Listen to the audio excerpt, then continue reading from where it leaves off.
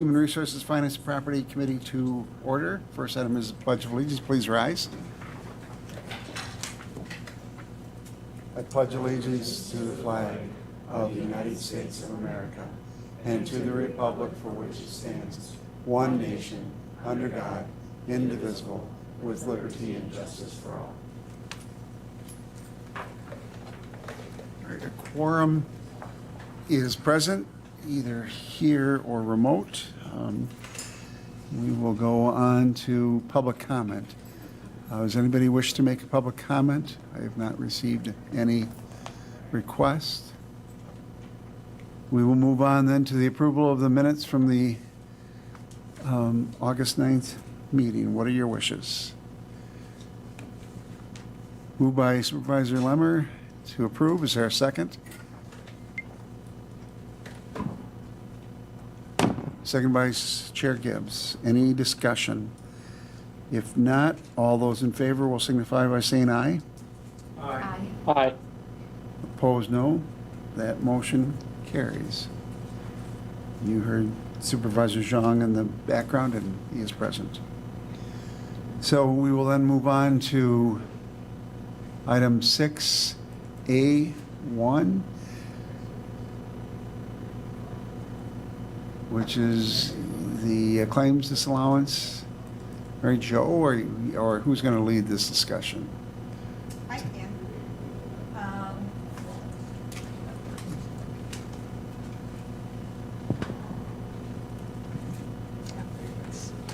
Just trying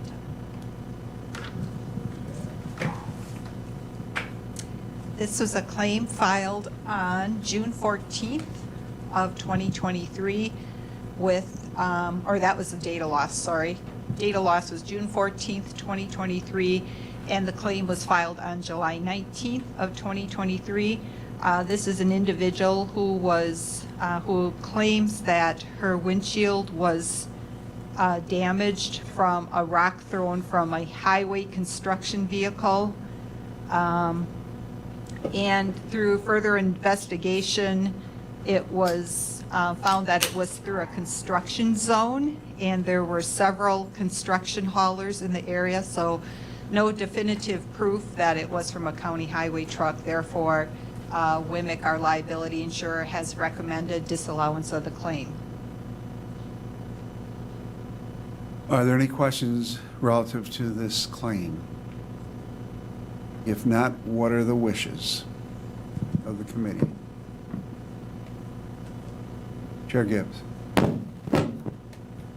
I'll make a motion to disallow the claim from Lamani. Is there a second? Second by Supervisor Lemmer. Any discussion? If not, all those in favor of disallowance of the claim will signify by saying aye. Aye. Aye. Opposed, no. That motion carries. You want to just keep going on to the second claim? Sure. This is a claim that was filed on July 26th of 2023 with an occurrence date of March 10th of 2023. The claimant alleges that they received vehicle damage from an oncoming highway plow operator that had pushed, that was plowing, and snow had flown into the front of this individual's vehicle, causing damage to it. The claimant alleges that the claim was timely in pursuant to Statute 893.80, claiming that the Sheriff's Department had notice of the damage as they had called in to report the damage. Although the Sheriff's Office had indicated it's not a reportable accident because there was no contact with the vehicle, and therefore it wasn't recorded as an accident. Based on the investigation, the WMIC, our liability insurer, has recommended disallowance of the claim because there is no direct knowledge knowing that the plow had caused the damage, and therefore immunity should apply because of the operations of how the snow was plowed. Are there any questions of Mary Jo? If not, what are the wishes of the committee? Supervisor Marshall? Thank you, Mr. Chair. Could you elaborate on the snowplow wasn't the cause of the accident, or how did you say that? Like if a snowplow does throw snow into your car and it causes a dent or something, is that a covered event? Typically not, because there is immunity that applies, and it's because the snowplow has the discretionary immunity as to how to plow the snow. They can plow it forward or at an angle, depending on the type of snow. If it's wet, heavy snow, they may choose to use an underbody blade versus a forward blade. And so thereby, they say they have discretionary immunity based on the plowing operations and the decision of the plow operator. Thank you. Any other questions? If not, Chair Gibbs? Just a quick question. Was there also a question about timeliness of filing? Because they're making the assertion that by notifying the sheriff's department, that would be timely filing, and I don't believe, well, is that also an issue? Yes, that is. Normally, under statute 893.8, you have to file a claim within 120 days. What's the quick- And this was well past that, and part of the cause of concern was the knowledge of having awareness of the incident. The claimant alleges saying, yes, we did have knowledge because it was presented or inquired through with the sheriff's office, but it was not formally filed with the county clerk within the 120 days.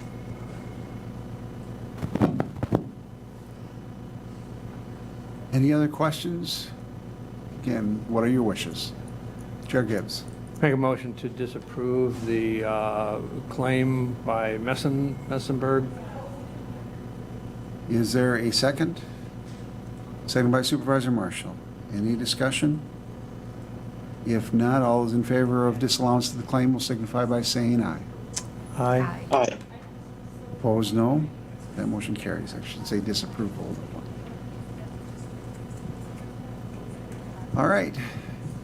Chrissy, I'm going to turn it over to you for introductions. Next on the agenda is a presentation on 2022 financial statements, results, and insights. And we have with us today John Rader from Baker Tilly LLC. They're our auditors, and they completed the audit of the financial statements. And the statements are on the county's newly designed website. And if I can get on the, everybody got an email of it, but I can also bring it up if need be on the internet. Can we do that? Yeah, and we can show them where it is. So with that, we'll try putting it up on the screen, and then we'll let John do his presentation.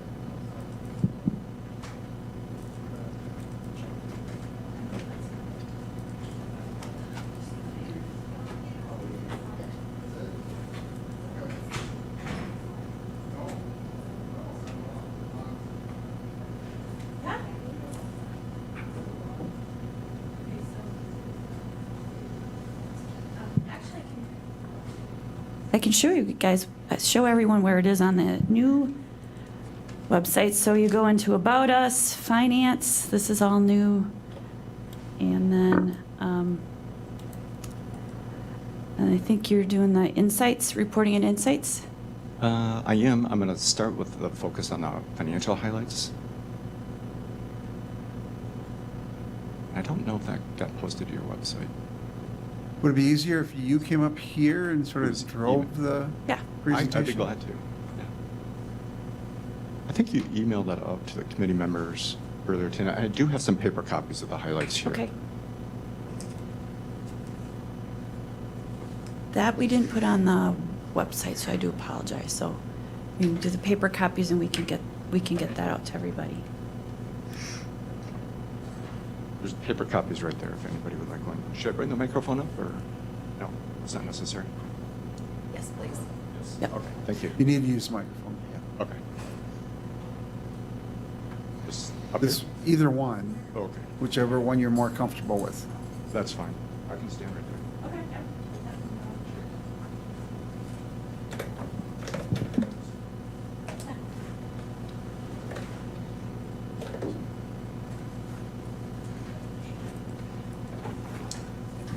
Okay. Well, thanks again for having me. And Christy, thank you for the introduction. A familiar face to a lot of you, but I'm John Rader, the director at Baker Tilly, and I've been associated with the county's audit for a number of years. I'm going to spend most of my time, as I mentioned, walking through what's we put together. It's a very high-level summary of your financial statements. We tend to lose people as we flip through a 100-plus page document. So we've created these a number of years ago. They've been well received by our clients. Before I do that, I just want to mention a couple administrative items. So sometimes there's not a solid understanding of what an audit involves, and it is really a significant effort, and the county gets a number of different audits. We're going to be talking about the financial audit today, but there are a number of other ones as well. We start the whole process when we show up for prelim for a couple of days, and this year we were here in December. We bring a pretty good-sized team. We sample transactions such as payroll and AP and journal entries, and we do departmental visits, catch up on your minutes, including this committee, and a lot of different things, just so we kind of catch up and set the stage, and then we leave a lengthy, Christy can attest to this, get-ready letter for all the different items we'll be looking for. And then we show up with our team, and I think there were 5 of us on site this year and 1 remote for an entire week at the end of April. That's when we were really testing everything. And this is a GAAP financial audit. And so the focus is on the account balances in your financial statements. Do they adhere to the accounting rules?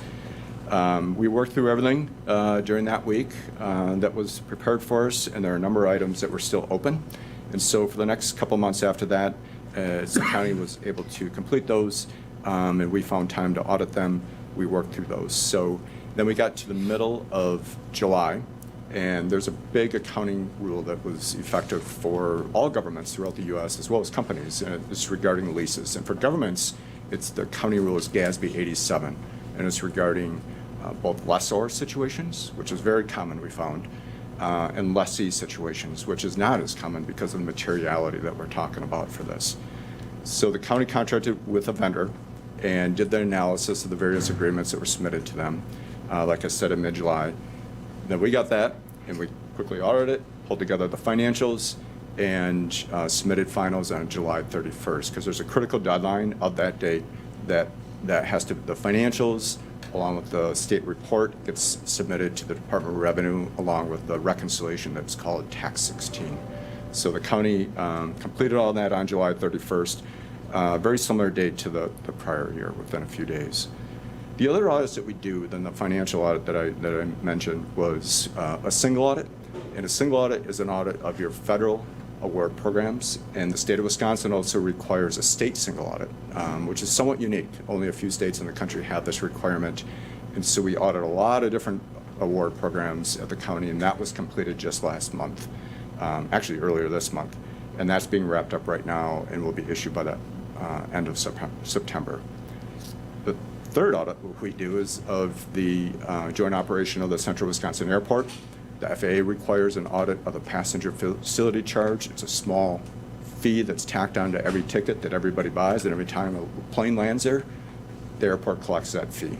And so FAA requires an audit of it. We completed that and submitted it to them for their submission to the FAA. And then lastly, because ADRC Central Wisconsin is a joint venture with Marathon and 3 other counties, we complete that audit as well. That was completed. We issued a draft. I met with their board and committee just a couple of weeks ago, and we just finalized the lease information for them too, and we'll be issuing an updated draft for them tomorrow, and we should have that finalized over the next couple of weeks. So a lot going on. For the 2 audits, for the financial audit, I should say, that we do for the county, again, I'm not going to walk you through the financials, but I do want to mention one of the main reasons you hire an external CPA firm is to provide the audit opinion. It's at the very front, 3 pages, a lot of it's boilerplate, but the takeaway there is we issued an unmodified opinion, a clean opinion, which again means your financials are prepared according to generally accepted accounting principles, or GAAP. There's 101 accounting rules now, and when I started this 30 years ago, there were 16. So there's a lot more. Of course, they don't all apply to Marathon, but most of them do. And so they become much more complex and harder to adhere to. So that clean opinion is important, not just from a pride standpoint, but also for the granting agencies and for the bondholders, regulatory authorities and such.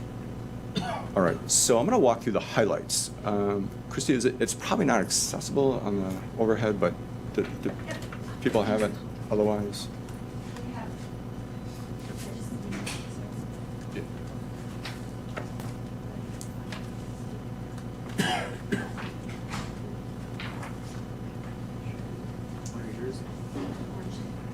Thank you.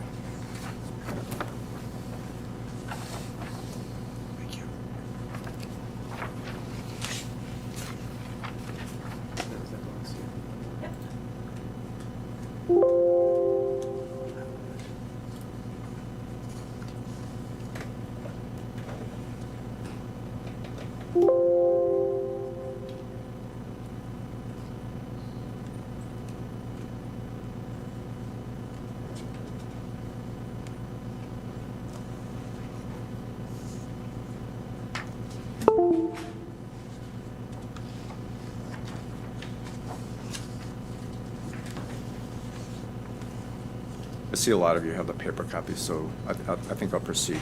So the first page is a snapshot of your general fund, obviously the county's primary operating fund, at the end of the year.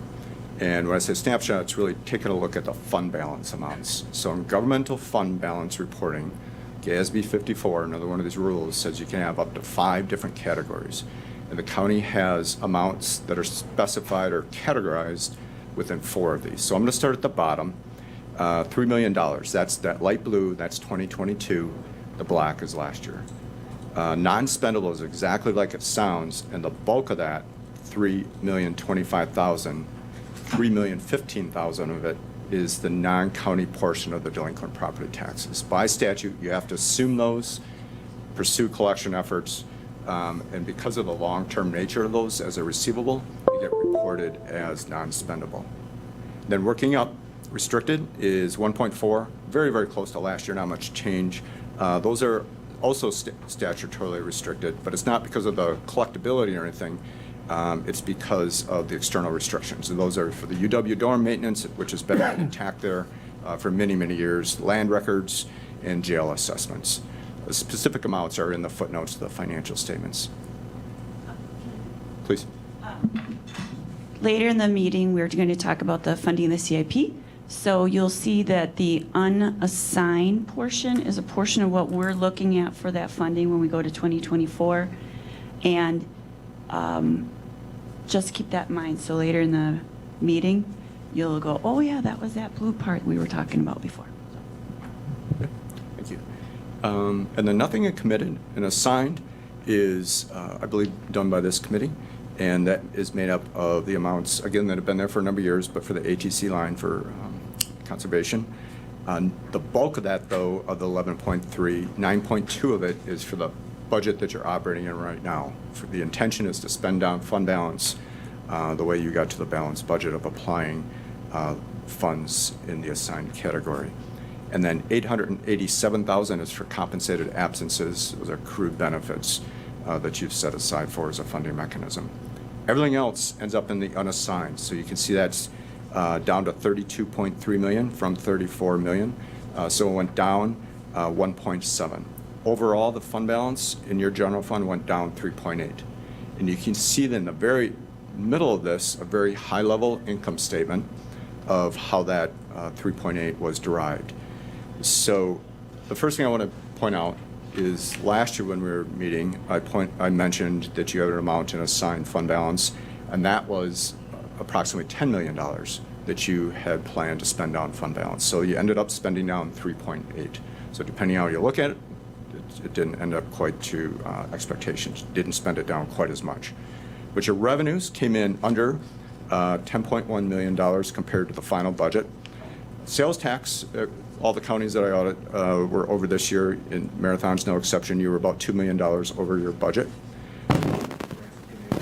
by about 1.8. But the one kind of unexpected driver was investment income came in 2.6 million under. And that's because the portfolio of the county, which is not unique, is comprised of quite a bit of fixed income securities. So Fannie Mae's, FHLMC's and such, which the GASB rules, again, say you have to mark those to market at the end of the year. And even though it's an unrealized loss, so we're not talking cash, you still have to recognize that decline. Now, the only way you would ever realize that is if you sold them at December 31st. And Marathon, just like every place else we go, would never do that. The intention is you hold them to maturity, and you always make that back up. And along the term of those securities, you get the interest that's associated with it. But nevertheless, we saw that everywhere that had those type of investments had a loss this year. Expenditures, on the other hand, 79 million compared to 86 final budget. So they were under by 6.8 million. Sheriff, if you look in the back of the financials, you'll see a lot of different areas that were under budget. I just noted a few when I was putting my notes together. Sheriff was under 790,000, health 1.9, library 427,000, forest resources 608, ag resources 837. But again, quite a few others. And the details of that is in the back of the financial statements on pages 77 to 83. Okay, so flipping to the next page, at the very top you can see exactly what Christy was talking about. The county has had this long-standing fund balance policy, which pre-GASB 54, the one that deals with fund balance, was applicable because it was within a category that got specified. Now with this, they say, well, working capital is really, it's part of your liquidity intentions and such, so it gets categorized and unassigned. But you can see what the policy is there. And we have provided this metric as it's charted out here for the last 5 years for the county of what is your unrestricted. So your unassigned plus your assigned, okay, which you have complete discretion over those two categories, compared to the current year's budgeted expenditures. And so you can see at the end of the year, you were at 57%. It ticked upwards slightly. The reason it went up a little bit, despite your fund balance amounts in those categories going down a little bit, is because your budget expenditures decreased as well, okay, to offset that. So it ticked upwards a little bit. Now, you can see those blue dots. We get asked quite often, well, how do we compare? And I always say, with a word of caution, it doesn't matter so much how you compare to others, it's how you compare to your policy and how are you trending. And it's been very, very steady overall. But out of interest, you can see other counties that we audit, Baker Tilly audits, and those are generally around 70%. The other word of caution I use is because it's so hard to compare apples to apples, especially with counties. There are so many different policies, and some put their social services, human service fund in there, the healthcare center. I've seen such a wide variety. There's very little consistency. So that's one thing to consider. The other is the county utilizes an internal service fund for employee benefits, which holds about $10 million of fund balance at the end of the year. That's not the case with all counties or municipalities. If you factored that into here, the county would actually be at 70.1%, which is right in line with those other blue dots, okay? So a lot of things to consider when you look at this. Again, I would look at the line itself as it's charted out, and you can see it's really been between 50 and 60% each year. So very steady, so good management on that. Next, page 3 is shifting gears entirely, taking a look at the debt. And we look at it on page 3 in a statutory manner.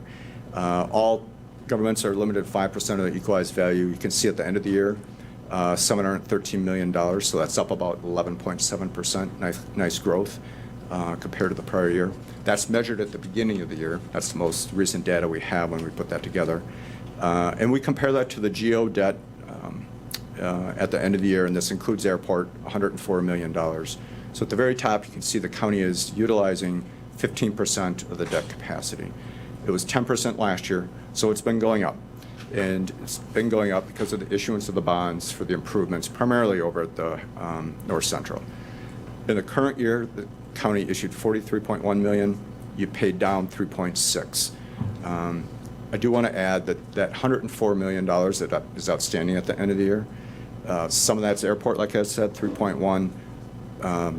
The balance of 101 is for the county, but about 20 million of that 100 is still unspent at the end of the year, unspent bond proceeds, okay? Which I don't know where you're at now, but obviously that would take you into quite a bit of the year for those final improvements at North Central. Of that, there's a summary at the very bottom here, $104 million of GO. Of that, the county, and we have a subsequent event footnote on this, reached a facility use agreement with North Central, and about 63.8 of that 101 is associated for those improvements as of year end. Okay. So even though it's tax backed, I think the intent is, the hope is that the sum of the user fees that come in through that facility will be used to offset those debt payments. The other types of debt, finance purchase, that's the old lease. We had to revisit how all these leases get categorized. This is for solid waste, some equipment they purchased out there a couple years ago that, because you're going to own it at the end, it now gets classified as a finance purchase, the forced crop loan, and the compensated absences that we already talked about. If you're interested, how does Marathon compare to other places? This is a pretty powerful information Wisconsin Policy Forum puts out. You can simply click on this. I believe it does work. It'll take you to all kinds of data, including debt. And then lastly on these graphs, take a look at how much does the county pay in debt service, principal and interest, compared to other non-capital expenditures. And we pull capital out to try to get apples to apples. But you can see, as you would expect, as the debt has gone up over the last couple of years, so have the payments. So about 4.6% of your governmental expenditures goes towards debt service. And again, other places that we audit, other counties, you can see hover around 3 to 6%, typically much, much lower than cities or villages or towns that we audit because of the TIF districts. Has gone up, but again, no concerns from our standpoint, what we see. We generally recommend 20% or lower and see 10% or lower for counties. Any questions on the graphs for me? I have one other report I want to touch on briefly, but. Are there any questions? Go ahead. Okay, no questions on that. The other report that we issue as part of the financial is the reporting and insights, and I believe that is on the county's website. I'm not going to run through it in detail. We have with management, and I'm happy to answer questions, but it points out a whole host of things, what our responsibilities. Starts on top of page 3, because sometimes there's a misunderstanding of what a GAAP audit is. It's not a consulting, it's not a fraud audit, forensic, anything of that nature. So it points that out and what the county's responsibilities are. And then on page 6, it talks about the internal control matters that came up during the course of the audit. These have gone down over the last several years, which is great to see. The one that's in here is on page 6. It's regarding the fact that we prepare the county's financial statements. We have done that for the county for about 10 years. It's just because of all of the county rules and so many other priorities, if you only do it once a year, that's an awfully high hurdle. So very few governments actually do this really anywhere in the country, but certainly Wisconsin. And so we prepare the financial statements, and we did have some material entries which are summarized in the very back of the financial statements. On page 7, we have some other comments. These are all from last year, just updated. There's one regarding decentralized cash, or checking accounts, I should say. Some additional controls that we're kind of looking for. And the second bullet point is of our financial reporting. And as it notes in here, your new system will hopefully address this, where you can have more useful reports and budget to actual than you got out of the previous system. Page 8 is really, again, a comment that we have in most of our reports, decentralized cash collection points. It always presents a risk, but you have to serve the public. And so you try to find the right balance. We point out some additional controls, many of which the county already does. I will say, though, the county has made some very nice progress on this for those areas that we have pointed out over the past years, where we don't call anything out specifically in here anymore because they have moved a lot of those collections to the treasurer and finance offices, which is what we're looking for. And lastly, on page 9, these are required communications that go on for several pages. They talk about the implementation of that accounting rule, GASB 87, which in fact was not material for the county after all that effort. It was for ADRC, quite significant. So you never know what you're getting into until you dive into all these different agreements. That's good or bad news, depending on how you look at it. Talks about the material entries that I mentioned. Later on in the report, it talks about other accounting rules and such. So I won't run through all those with you. That's a lot. Any questions for me? Is that kind of? Are there any questions relative to this report?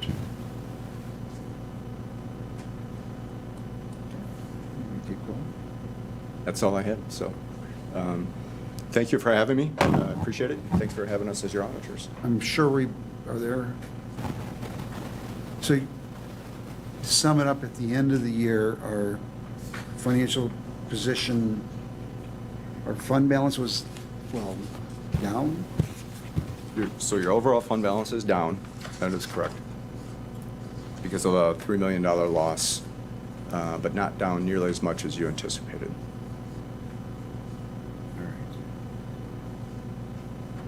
All right. Are there, That is just for your general fund. Of course, there's other funds of the county.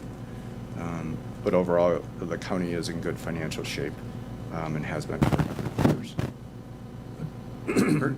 Yeah, but effectively 2-point-some million of that was unrealized gain or loss, in this case, on securities that are held by the county. So if you factor that in, because they are not cashed in, or historically they have never been cashed in early, I think, and other entities that I serve on clearly have the same impact in their audits.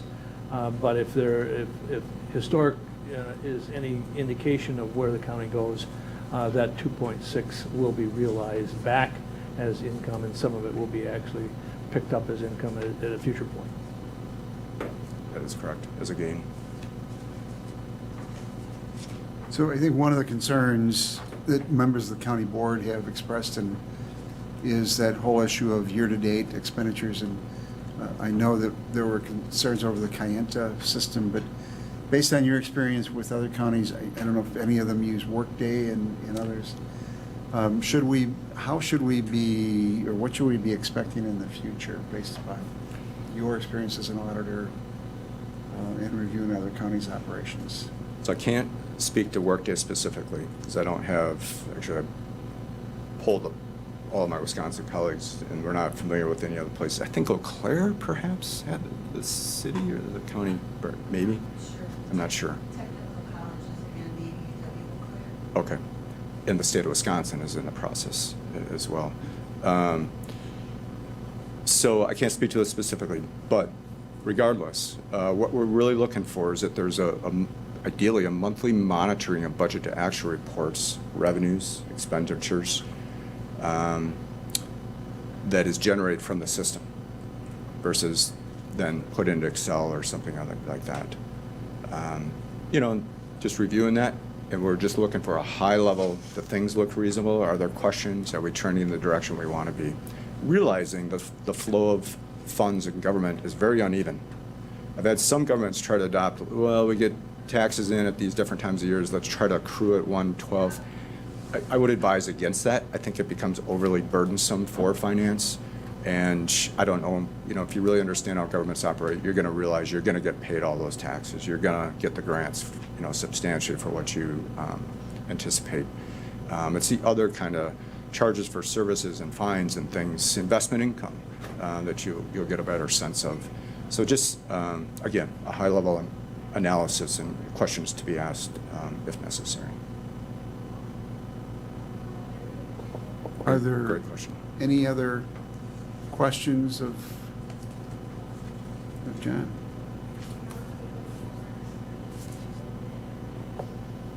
If not, do we accept is it typical for us to accept the audit? Not to accept, but I think they reviewed it and placed on file. Placed on file. I believe we had them, they acknowledged that they reviewed it and placed it on file. Accept the report Like your- and place it on file.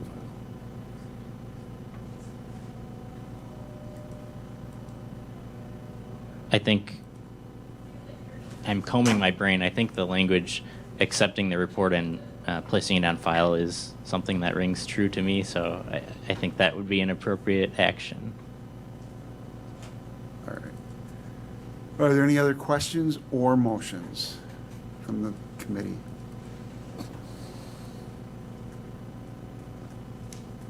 I'm seeing some perplexed looks out there. Maybe I lost everybody. I'll make a motion to accept and place on file the audited report by Baker Tilly as presented to this committee. Thank you. Is there a second? Seconded by Supervisor Marshall. Any discussion? If not, all those in favor of accepting and placing it on file will signify by saying aye. Aye. Opposed, no. That motion carries. Thank you. Good to see you again. All right, we will now move on to, we've got educational items later in the day. Do we have people that are here for other items? I think, Connie, you're here for some of the discussion on the property management issues. From a flow perspective, does it make sense to take 6A4 next? Or, all right, I'm seeing Mike shaking his head. Yes, would somebody like to make the motion?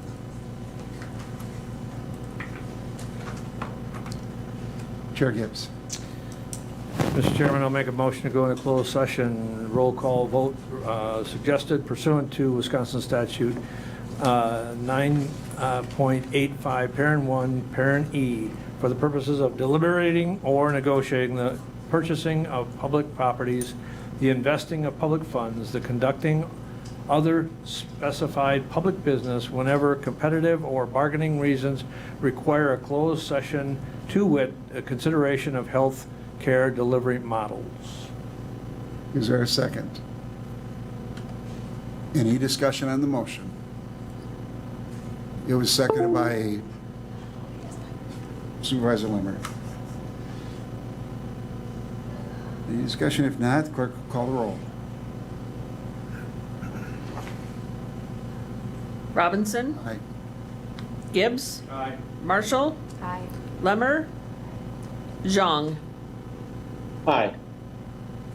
Thank you. That motion carries unanimously. We would invite our HR director, attorney, other county board members, and our consultant, and the administrator, clerk, and finance director if she returns into the meeting. So the individuals department left are moved to. And Yi will have to move you to the